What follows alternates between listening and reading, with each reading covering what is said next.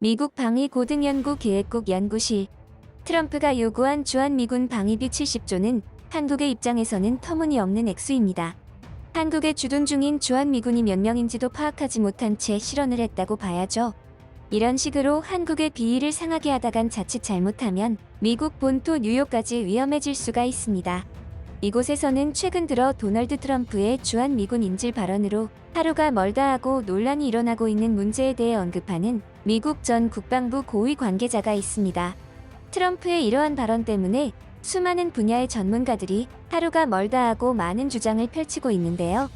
그 중에서도 최근 미국 전 국방부 고위 관계자의 미국 본토 뉴욕 초토화설까지 나오게 되면서 전 세계의 많은 전문가조차 경악을 금치 못했다고 합니다. 도대체 어떠한 발언 때문에 그러한 논란이 생긴 것일까요? 안녕하세요. 저는 미국 방위고등연구계획국에서 연구원으로 근무 중인 매튜 마틴이라고 합니다. 먼저 제가 말씀드리고자 하는 본론을 이야기하기 전에 제가 일하는 곳이 어떠한 곳인지를 먼저 말씀드려야 할 것 같습니다. 이는 제가 해당 분야의 전문 연구를 맡고 있는 전문성을 설명하여 추후 어처구니 없는 오해를 불러일으키지 않기 위함입니다. 제가 근무 중인 미국 방위고등연구계획국으로 말씀드리자면 미국 국방부 산하의 연구 및 개발 기관으로 주로 고위험, 고수익 기술 프로젝트를 담당하고 있는 기관입니다. 1958년에 창설되었으며 소련의 스푸트니크 인공위성 발사에 대응하여 미국의 기술 경쟁력을 강화하기 위해 설립된 기관이죠. 이런 저희의 임무는 국방 관련 기술을 발전시켜 미군의 전략적 우위를 확보하는 것입니다. 우리 기관에서는 여러분도 잘 알고 계실 법한 수많은 기술 혁신을 주도해왔습니다. 그 중에서 대표적인 것으로는 인터넷의 전신인 아퍼네트가 있는데요. 이것은 패킷 교환 네트워크의 개념을 최초로 도입하여 현대 인터넷의 기초를 마련했다고 할 수 있는 혁신적인 기술이죠. 또한 일명 GPS로 불리는 글로벌 포지셔닝 시스템도 우리 연구기관을 통해 개발되었습니다. 이 기술은 현재 전 세계적으로 헌법, 군사작전, 민간 응용 분야에서 중요한 역할을 하고 있고요. 이처럼 다양한 분야에서 혁신적인 연구를 진행하고 있는 저였기에 그 어느 누구보다 미국의 발전에 이바지하고 싶은 마음이 컸고 자부심 또한 대단했죠. 저에게 그러한 일이 생기기 전까지는 말입니다. 이 모든 일의 사달은 트럼프 전 대통령의 발언으로부터 시작되었습니다. 북한과 대치하는 위험한 지역에 4만 명의 미군이 있다. 말도 안 된다. 왜 우리가 다른 누군가를 방어해야 하나? 한국은 매우 부유한 나라다. 방위비를 더 내야 한다. 지금은 한국이 사실상 안보 무임승차 중인 것이나 다름없다. 이러한 트럼프 후보의 발언으로 지금 이곳에 있는 저에게까지 그 여파가 밀려온 것이나 다름없었죠. 아이러니하게도 트럼프 후보의 이 발언 이후 얼마 지나지 않아서 우리 미 방위고등연구계획국 연구소에는 희대의 인물이 초청되어 강연 아닌 강연을 하게 되었습니다. 물론 비공식적인 강연이어서 우리 연구소에 있는 극소수들에게만 알려졌는데 이렇게 많은 분에게 알리는 이유는 지금 우리 주변에서 일어나고 있는 국제 정세에 대해서 다른 분들도 분명히 알고 계셔야 할 부분들이 있다고 생각을 했기 때문입니다. 게다가 한국에 대한 여러 가지 오해들을 하는 사람들이 많은데 이러한 부분들에 대해서도 분명하게 체크하고 넘어가야 할 부분들이라고 생각을 했기 때문이죠. 사실 이러한 생각이 들었던 이유는 저 또한 한국이라는 나라에 대한 오해와 편견들이 가득 찼었던 사람이기 때문입니다. 물론 한국은 제가 가장 좋아하는 나라 중 하나였습니다. 오죽하면 우리 집 근처에 있는 한국 식당을 매주 방문하여 삼겹살 구이를 먹곤 했을까요? 하지만 그게 전부였어요. 저는 한국에 대해서 정말이지 아는 게 거의 없던 사람이라는 것을 깨달았죠. 어느 날 우리는 미 방위고등연구계획국 내부의 대강당실에 집합을 하라는 소집 명령을 지시받은 바 있었습니다. 처음에는 무슨 이유인지 몰랐으나 소식통이 빠른 다른 직원들을 통해 들어보니 아주 중요한 인물이 우리 연구소에 방문하여 비공식 강연을 하게 될 것이라는 소리를 들었죠. 저는 처음에 갑자기 뭔 강연이지? 라는 의구심과 지금 진행 중이던 프로젝트 때문에 온 신경이 그쪽으로 쏠려 있었기 때문에 그리 달갑지 않은 상황이었습니다. 솔직히 짜증이 나더군요. 우리가 대학생도 아니고 뭘 가르치겠다고 정부 관계자가 와서 강연하겠다는 건지 이해도 되지 않았고요. 그러한 생각을 하는 와중에 누군가 들어왔고 그는 우리를 찬찬히 둘러보더니 서서히 입을 뗐습니다. 여러분, 오늘 이렇게 소집에 응해주셔서 감사드립니다. 저는 오늘 여러분에게 미국에 처한 현재 가장 중요하고 시급한 문제 사안에 대해서 고견을 나누고자 이렇게 자리에 섰습니다. 다들 들어서 아시다시피 최근 트럼프 후보의 발언 때문에 야근을 하는 국가 산하 기관들도 속출하고 있습니다. 여러분은 아직 해당 사항이 없어서 잘 체감을 하지 못하셨을지 모르겠지만 야속하게도 저는 오늘 여러분에게 이제는 여러분도 제3자의 입장이 아니라는 걸 말씀드리고 싶습니다. 사실 이곳은 지금의 상황을 그 누구보다도 빨리 연구하고 대응해야 할 집단이라고 생각합니다. 저는 트럼프 후보의 발언이 그의 정치적 행보 중 가장 위험한 행동으로 보고 있습니다. 만약 그러한 트럼프의 정책적 협상 제안이 실패할 경우 우리 미국이 감당해야 할 위험 부담이 상상을 초월하기 때문이죠. 여러분도 아시다시피 미국은 오래전부터 북한의 공격을 억제하고 지역의 안정을 유지하기 위해서 한국에 상당한 규모의 군대를 유치하고 있습니다. 그러나 최근 트럼프의 발언 때문에 추후 한국 간의 방위비 분담 협상이 난항을 겪게 될지도 모를 상황에 직면했죠. 그래서 이 지역에서의 미국군의 장래와 동북아시아의 국제 장래에 대한 우려가 제기되고 있습니다.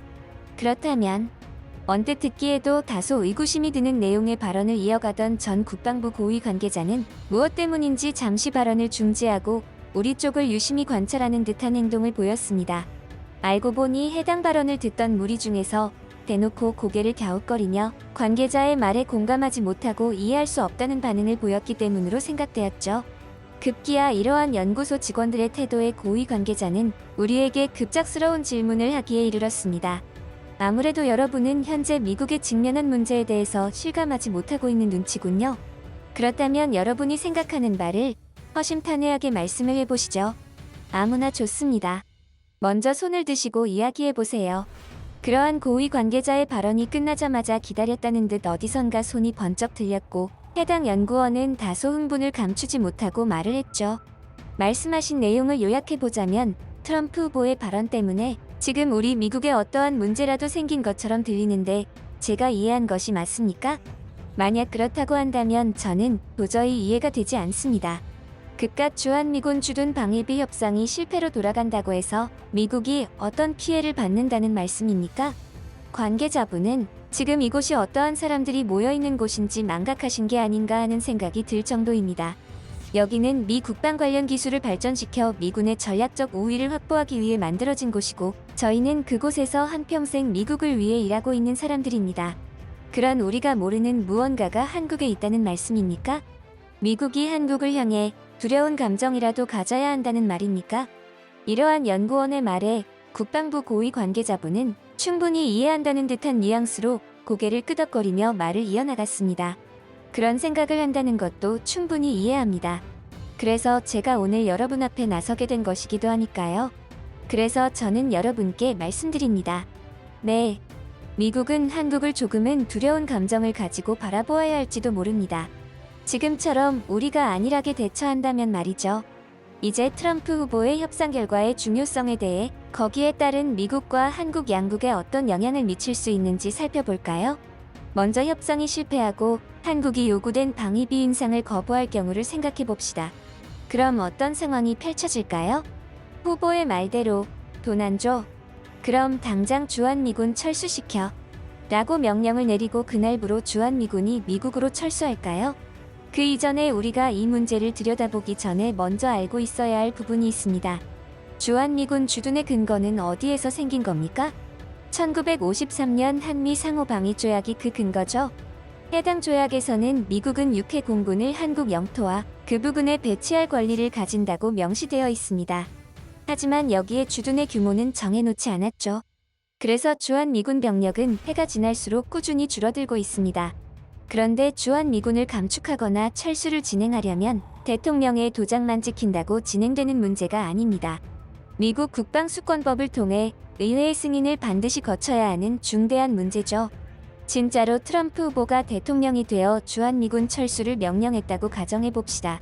그러면 의회에서는 옳다구나 하면서 받아들이고 바로 철수를 시키게 내버려 두겠습니까? 지금 상황으로 봐서는 전혀 그럴 가능성이 없다는 겁니다. 그럼 의회에서 제동이 걸리겠죠. 하지만 이때 대통령 입장에서는 다시 거부권을 행사할 수 있는데 이때 법안이 재의결되려면 상원 하원 각각 3분의 2 이상이 찬성을 하게 되면 대통령에 대한 견제가 가능하죠. 그렇다는 것은 결국 한국에 주둔 중인 주한미군이 철수할 확률은 지극히 낮아진다는 말로 귀결됩니다. 이제 감이 잡히시나요? 결국 이번 협상이 실패하게 되면 미국으로서는 한국에 주둔하는 데 필요한 비용 중에서 상당 부분을 부담해야 하는데, 이는 곧 미국의 재정적 부담이 많이 늘어나는 꼴이 됩니다. 그렇게 되면 미국의 방위 예산을 탄력적으로 하고 국가 안보와 군사적 대비 능력의 다른 중요 분야에서 예산이 삭감될 수도 있는 부분이죠. 뿐만 아니라 협상의 파탄은 미국과 한국 간의 끈끈한 동맹을 약화시키는 결과를 초래할지도 모릅니다. 그리 되면 지역의 집단방위 자세를 훼손시키고 북한과 중국과 같은 적대적 공산국가들의 행동을 더욱더 용감하게 만들 수 있죠. 하지만 그보다 더욱 걱정되는 것은 그렇게 실패한 미국의 협상이 한국에 미칠 파장입니다. 처음에는 그렇게 보이지 않을지라도 협상이 파탄된다면 한국은 상당한 이득을 얻을 수 있을 겁니다. 왜냐하면 먼저 한국은 방위비 증액을 피하게 되어 국내 우선 과제인 다른 각종 분야의 자원을 확보하게 됩니다. 이것은 한국이 어떻게 활용하느냐에 따라서 매우 긍정적이고 큰 결과를 만들어낼 여지가 다분하죠. 현대사회에서는 결국엔 돈이라는 자원이 많은 것을 좌지우지하게 되어 있습니다. 그래서 이런 상황이 된다면 한국의 경쟁력은 강화되고 장기적으로 한국의 번영에 이바지할 수 있게 되는 것이죠. 또한 협상의 실패가 가져올 결과에는 한국 내의 미군 주둔에 대한 재평가 현상을 생각해 보아야 합니다. 이것은 처음에는 한국의 안보에 해를 끼칠 것으로 보일 수 있지만 한국이 자신의 국방 사업에 대한 더 큰 통제권을 갖게 될 기회를 제공하는 셈이 됩니다. 즉, 한국은 자신의 군사 능력을 향상시키고 줄어든 미군 주둔으로 인한 공백을 국내 방위 인프라에 투자함으로써 그 공백을 메울 수 있죠. 그뿐만이 아닙니다. 한국은 지리적 위치적인 특성상 미국뿐만 아니라 다른 국가들에서도 늘 러브콜을 받는 형국입니다. 중국이나 러시아와 같은 이웃 국가들과 더 가까운 관계를 추구할 수 있는 상황을 만들어주는 꼴이나 마찬가지란 말이죠. 이것은 한국에 새로운 경제적 기회를 제공하고 미국에 대한 의존도를 줄일 수 있게 되는 겁니다. 이런 부분들만 보아도 트럼프 후보의 협상 전략은 다소 무모한 전략이었다고 판단되는 것이죠.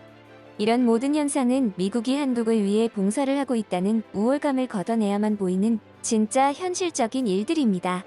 실제로는 전혀 그렇지가 않거든요.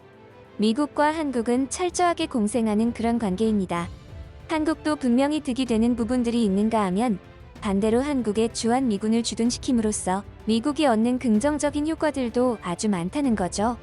그렇기에 현 미국 정부에서도 미국과 한국을 동시에 방어한다는 완전히 새로운 방어 시스템 개념을 공개하기에 이른 것입니다. 이제는 북한이라는 국제 주적은 더 이상 한국에 하나여 있지 않다는 것을 의미하고 우리 미국의 주적과도 같다는 국제적 정세가 도래한 것이죠. 세상은 아주 빠르게 급변하고 있습니다. 이것은 자연의 순리와도 같은 변화인데 빠르게 대처하는 자와 그렇지 못한 자는 추후 완전히 다른 결과를 접하게 될 것입니다. 우리 미국이 과거의 영광을 지키고 전 지구적 평화를 이룩해낼 수 있는 길은 이번 한국과의 협상에 달렸다고 봐도 과언이 아니죠.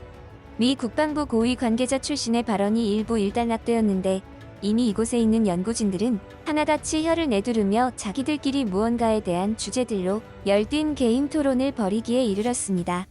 지금과 같은 상황은 전혀 우리가 예상하지 못한 일들이었기에 몹시 당황스러웠죠. 하지만 그럼에도 저는 관계자의 말에 완전히 공감하지는 못했고 급기야 시끄러운 와중에 관계자에게 의구심을 표했습니다. 무슨 말씀이신지는 알겠지만 여전히 공감 가지 않는 부분들이 많습니다. 우리 미국은 현재 전 지구적 경찰과도 같은 역할을 하고 있는데 오히려 우리가 한국에 도움을 주고 있는 것이 아니었습니까? 우린 그저 약간의 경제적 이득만 보는 것이고 한국은 그야말로 자국의 안전을 보호받는 것이 아닙니까? 이것이 어떻게 둘 간의 비교 대상이 될 수 있다는 말입니까? 국가의 안전이 있어야 경제력도 있는 것입니다. 주한미군을 주둔하는 것에는 응당 비용이 들어갈 것이고 그에 합당한 비용을 청구하는 것이 지당한 일일 텐데 왜 트럼프 후보의 합당한 방위비 청구가 이렇게 논란이 되고 있는 것인지 잘 모르겠습니다.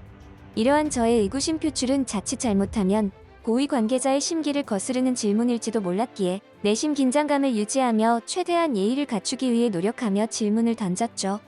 하지만 돌아온 미 국방부 고위 관계자의 발언에 저는 소스라치게 놀랄 수밖에 없었습니다. 아직도 그런 의구심이 든다는 말인가요? 이것 참 난감하군요. 그렇다면 완전히 새롭게 접근을 해볼까요? 딱 한 가지만 들여다봅시다. 미국이 한국에 주한미군을 주둔시키는 이유는 무엇이라고 생각합니까? 여러 가지가 있겠죠? 그 중에서도 우리는 미국에 어떤 이득이 있는가? 라는 부분에 대해서만 살펴보자는 말입니다. 앞서 말씀드렸다시피 주한미군을 한국에 주둔시킴으로써 우리 미국에도 이득이 있다고 했죠. 전략적, 정치적, 경제적으로 다방면의 이익이 생깁니다. 그 중에서도 제일 먼저 말씀드려야 할 부분은 이거겠군요. 지역의 안정과 억지력의 강화. 기본적으로 주한미군은 국제적인 주적 북한의 위협을 억제하는 효과가 있습니다. 주둔하는 그 자체만으로도 북한의 군사적인 위협을 억제하고 북한이 남한에 대한 공격을 감행하지 못하도록 막는 데 중요한 역할을 하죠. 주한미군의 존재는 북한이 군사적인 도발을 계획할 때 이것을 제고하게 만드는 중요한 억제 요소입니다. 또 비단 북한뿐만이 아니라 지역의 안정을 통한 안보를 강화하는 효과도 있죠. 한반도의 안정은 동북아시아 지역 전체의 안정을 의미합니다. 한국이 갖는 지리적 이점은 매우 강력하다고 볼 수 있습니다. 중국, 일본, 러시아 등 주요 강대국들이 있는 중요한 전략적 요충지라고 할 수 있죠. 주한미군은 이러한 지역의 안정을 이바지하는데 결과적으로 이것은 미국의 안보 이익에도 직접적인 영향을 미칩니다. 또한 주한미군을 주둔시킴으로써 군사적인 준비태세나 전력을 투사할 수 있는 효과도 있죠. 주한미군은 미국 본토에서 멀리 떨어진 지역에 군사력을 전진 배치함으로써 유사시 빠르게 대응할 수 있는 능력을 제공합니다.